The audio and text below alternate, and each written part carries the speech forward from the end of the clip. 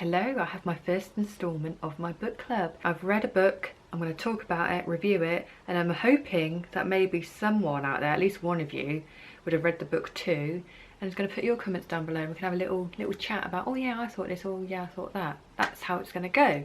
So if you missed my last video, I put it down below just for your perusal, but it's a review of You Do You by Sarah Knight. So let's get cracking with the book review. Not only have I read the book, I put post-it notes at the top. I made notes, you know, I'm a proper book club runner, you know. None of this just a quick flick and then telling you what I think. I've actually read it and put notes in. So if you've not heard of Sarah Knight before, well, she has 3 books out. I've read the first one. By the time I got round to reading the second one, the third one was out. So I was like, it's like skipping to the end of a book really, like skip the middle bit, let's just go straight for the end. This is the hard copy. Personally, I'd prefer the soft back ones because they're generally cheaper. I don't really get why you'd buy a hard copy book and pay more personally. And also the fabric, not judging a book by its cover or anything, I would never do that. The cover is like this. It's nice, it feels nice, but filth. I get filth on it quite easily. Sorry, Judgy McJudgerson. What's that about? We'll get to that. So the first part is an introduction, and within that there's 2 main things there that are important. The first one is the social contract, and the second one is Judgy McJudgerson. I can't say that quickly. Judgy McJudgerson. Judgy McJudgerson. Judgy McJudgerson. The social contract, there's 15 points where it's basically things that as a society, they're like unwritten rules or things people say, general social requirements or people say that make up a social contract. So I'll go through them so that you understand what I'm saying a bit more. So 1, don't be selfish. 2, do your best. 3, don't be difficult. 4, do be a team player. 5, don't quit your day job. 6, you will change your mind. 7, you won't get anywhere with that attitude. 8, you'll regret that. 9, you won't get a good job if you don't go to college. 10, you'll never live that down. 11, you should always put family first. 12, you shouldn't act so crazy. 13, you should smile more. 14, you shouldn't eat that. And 15, you should check your ego at the door. So the social contract is actually split into 3 areas. I'll go into that more in a second. But back to Judgy McJudgerson. Judgy, I just call it Judgy. Judgy is the person that says these things, okay? The people in life that will say, don't be selfish, or you should smile more, you know, that is represented by Judgy, okay? So that is Judgy, and we now know what the social contract is. Then Sarah goes through each of these points throughout the rest of the book, and she basically says how she deals with each of those points. Her way, her style, in her life. So as I said before, the social contract is split into 3 areas, which are do's and don'ts, which was the first section, wills and won'ts, the middle section, and shoulds and shouldn'ts, which is the last section. So after reading this book, what I've done is gone through each of the 3 sections and kind of done an overview of that mini section and pointed out what I got from that and maybe what I'm going to do going forward with that nutshell of information. Onto my notebook. So in the first section, my overview of that is putting yourself first, putting your views and your ambitions first without being selfish. It's basically saying you can put yourself first, you can put your views first, but you can also go along with the social contract without being a total knob. You know, you can be a little bit of a knob and get away with it, yeah, but don't be a total idiot about it. Generally, Judgy isn't very happy with people who put themselves first, and it's like, who do you think you are, putting yourself and your views first before me or anyone else, or what should be the right way? And Sarah goes on to say that, well, actually, life's too short and it's got to be your way, and you know, it's got to be your ambitions, it's got to be your views, because otherwise it's someone else's views, and that's not a way to live, is it? The second point is wills and won'ts, and my overview is that Judgy has an opinion, right? And it is only an opinion. So Judgy's opinion is her opinion. Her, them, its opinion, not mine. My opinion's my opinion, and your opinion's your opinion, okay? We can be different, that's fine, that's life, everyone's different. But don't expect me to take on board your opinion, okay? You might think you're doing the right thing, or you might not think you're doing the right thing. Either way, your opinion's yours, and mine's mine. So for example, with wills and won'ts, you will change your mind, or you won't get a good job if you don't go to college. That's your opinion, okay? Your opinion of a good job, your opinion of what college brings, your opinion of maybe what's happened in your past that made you change your mind. Okay, you think you're being helpful, but you know, I want to make my own mistake, thanks. So, and then the third section is shoulds and shouldn'ts, and my overview of that is just be crazy. Yo, be crazy. Do what you want, say what you want, act how you want, because you're gonna die. There's a big overall message about this book, and that is it. Of do what you want because you're gonna die soon. Yeah, we're all gonna die. It's funny because I think I said that in my last video, or one of my last videos, of who cares, you're gonna die anyway. And that is kind of my general ethos at the moment is, well, does it really matter? We're all gonna die, so you might as well enjoy your life.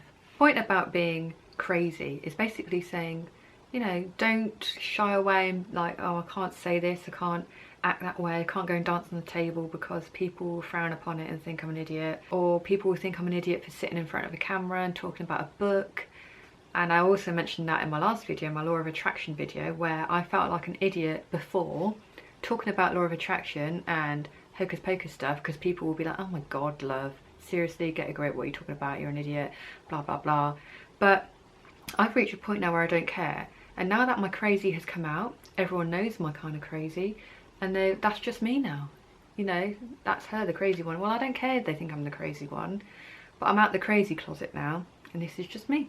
So yeah, and that's what I think Sarah's saying here is, if you want to be crazy, just do it, okay? Just be yourself, act how you want to act, say what you want to say. So going over the social contract, yes, we do have to live by it, sort of. We can't just totally disregard all of these social things, because we have to live with people, and we do have to be nice to people, and we have to conform slightly, but not fully. We conform in our own way, just enough to get by, basically, and then you can do your own thing. That is what she's saying.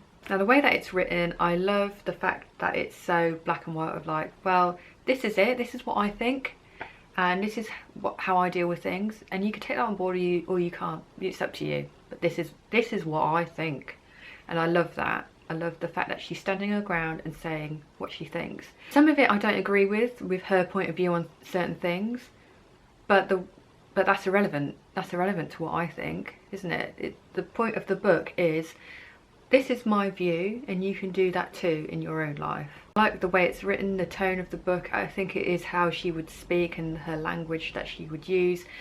Bit sweary, but I quite like that. I'm prone to the odd F, you know, fucking bugger, that kind of thing. I think it just adds a bit of like, yes, a bit welly to what you're saying, and I don't get offended by swearing, so yeah, good for you, Sarah. I like a bit of the swear words. So what have I taken away from this book? Well, a lot of what she's saying about not caring about what people think and just being yourself, I had already kind of transitioned into that already. So by reading it, it's kind of backing up what I'm already thinking, which is good. It's not made me think, oh, I need to try to do this or that or the other. However, there is one thing that I've taken away from it that I think I need to work on, and that is being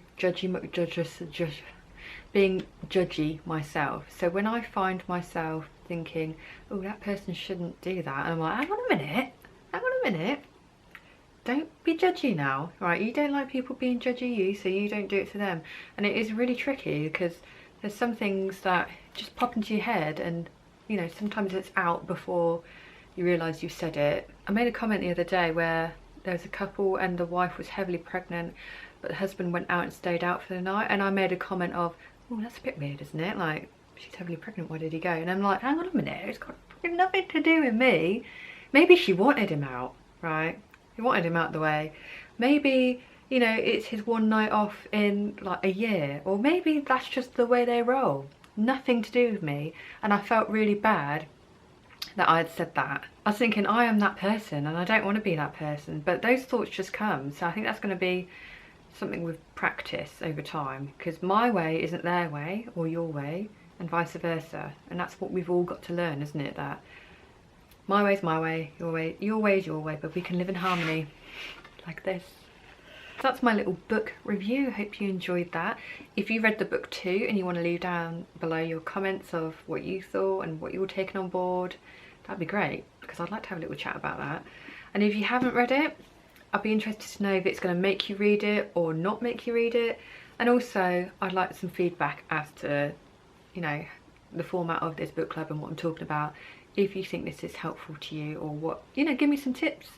But don't be judgy, don't be much judgerson, just be like, maybe you could try this. See, that's the way. Be polite, but not like sickly polite because you have to be polite. Be polite, but get your point across and still be you. So next month is going to be Feel the Fear and Do It Anyway. This is an old classic, Susan Jeffers. I've flicked through this before in the past and even now, but I haven't sat and read it cover to cover and really kind of applied it and thought about it. So that's the one. 49p from the charity shop, so I was really chuffed when I found that. I find these all the time in the charity shop, to be fair. And I think it might even be in the works as well. So have a look, see if you can get yourself a bargain if you feel like playing along. You may already had this one because, like I said, it's an old classic. So yeah, so that's the next one. Yeah, I'm excited about this. Feel the Fear and Do It Anyway. I feel like a challenge is coming on after reading this. Like, yeah, let's do something that we're scared of just to feel the fear and do it anyway. And before you go, hit subscribe. It's free, okay, for all those who don't know. I hear people saying this, so I'm going to say it as well, because there's obviously a reason why people say it's free, because people obviously think that you have to pay for something. It's not. This entertainment is free, believe it or not. I mean, I don't charge a penny. And double whammy it, press the little bell so then you know exactly when there's a new video coming. If you can't bear the thought of that intrusion into your life, don't hit the bell, but make sure you hit the subscribe, because it's one of my goals and I need it. I need every subscriber and I'm so grateful for that. Okay, thanks for watching. See you next time. Love you, bye.